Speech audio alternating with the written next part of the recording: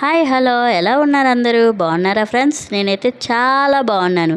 ఈరోజు short video ఏమో matar paneer curry చేస్తున్నాను ఇంట్లోన. ఈ పన్నీర్ అయితే నేను బయటకు కొన్నది కాదండి, ఇంట్లోనే చేశాను. ఎక్స్ట్రా పాల ప్యాకెట్ ఉంటే దాంతో పాలు విరగ్గొట్టి ఇలా పన్నీర్గా చేశాను. దాన్ని ముక్కలు ముక్కలుగా కట్ చేసుకొని ఆనియన్స్ టమాటా బాగా వేగనిచ్చి ఆ పన్నీర్ని అందులో వేసి ఇట్లా పన్నీర్ కర్రీ అయితే చేస్తున్నాను.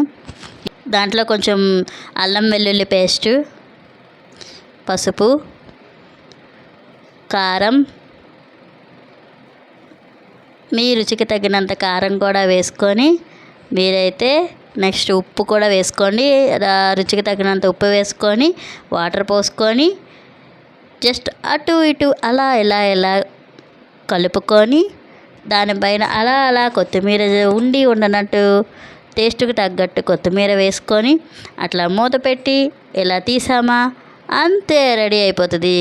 ఇక వేడి వేడి అన్నంతో చాలా సింపుల్గా తినేయడమే. ప్లీజ్ నా ఛానల్ని సబ్స్క్రైబ్ చేసుకోండి ఫ్రెండ్స్.